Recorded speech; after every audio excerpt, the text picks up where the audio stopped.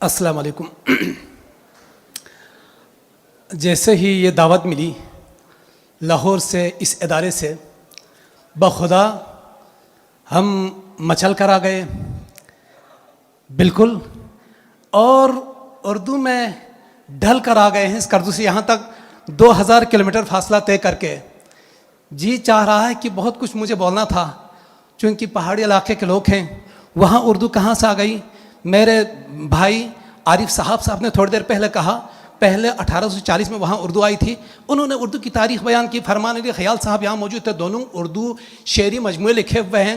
بلتستان میں یعنی پاکستان بننے کے بعد 1970 تک، شاہر ریشم بننے تک باہر نکلنے کا کوئی راستہ نہیں تھا.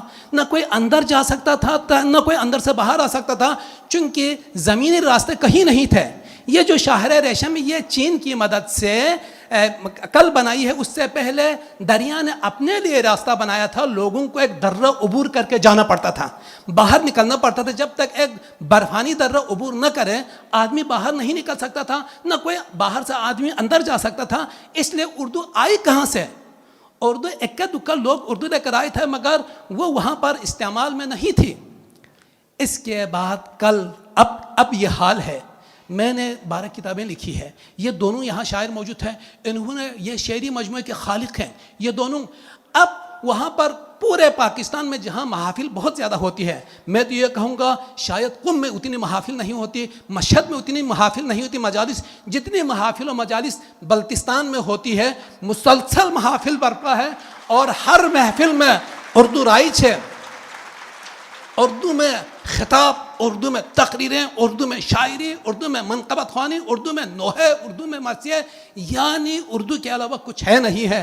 میں یہ سمجھ رہا ہوں اردو کی شاندار ترقی ہو رہی ہے. مگر آج کا جو عنوان، آغا صاحب آپ کو سلوٹ کرتا ہوں، مجھے اتنی خوشی ہو رہی ہے، میں آپ کو لائیو دیکھ رہا ہوں پہلی بار.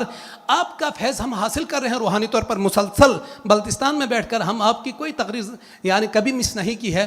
جب بھی آپ تشریف فرما ہوتے ہیں سوشل میڈیا پر ہم آپ کو سنتے ہیں.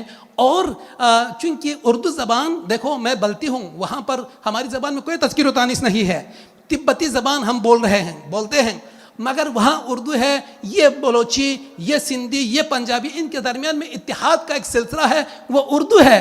اور اس اردو کانفرنس کو ایک اور اتحاد کی علامت اس ادارے میں آپ برپا کر رہے ہیں. یہ آپ قابل تحسین ہے. میرا سلوٹ آپ کے لیے ہے. آپ کمال کر رہے ہیں. اور ساتھ میں 9 نومبر اقبال ڈے. یہ اقبال ہے، اتفاق سے یہ کتاب ہے، اس میں یہ اقبال کی تصویر، یہ میری تصویر ہے. میں اقبال کے برابر اپنی تصویر کو میں رکھ رہا ہوں، یہ میری جرات ہے. میں نے اقبال کو بلتی میں منظوم کیا ہے. اکادمی ادبیات نے کہا تھا کہ کرنا ہے، ساری زبانوں کے لیے کہا تھا، اور مجھے موقع ملا، میں نے منظوم کیا. ایک تو اقبال کی فکر کو وہاں تک پہنچانے کے لیے، پہاڑوں کے بیچ میں پہنچانے کے لیے جہاں اردو سرے سے نہیں. دوسرا، جب یہ کانفرنس کر رہے ہیں تو ہم نے اقبال کے ساتھ کیا کیا. بس آخری شعر، ایک شعر سنا کر آپ سے اجازت چاہوں گا. کہنے کو بڑی باتیں ہیں. یہ ہے کہ اقبال، مفسر تو، مقرر تو، مصور تو، مفکر تو، تجھے شامل نہیں کرتے فقر رنگین بیانوں میں.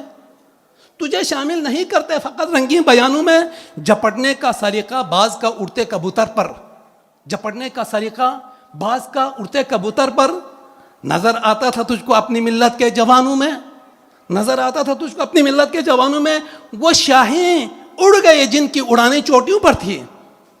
ابھی کرگس کا شعرا ہے جہاں کے گلستانوں میں، ابھی کرگس کا شعرا ہے جہاں کے گلستانوں میں. تجھے مشرق پسند آیا، ہمیں مغرب سے رغبت ہے. تجھے مشرق پسند آیا، ہمیں مغرب سے رغبت ہے. جھلکتا ہے کھلا مغرب ابھی مشرق کے گانوں میں، جھلکتا ہے کھلا مشرق، کھلا مغرب ابھی مشرق کے گانوں میں.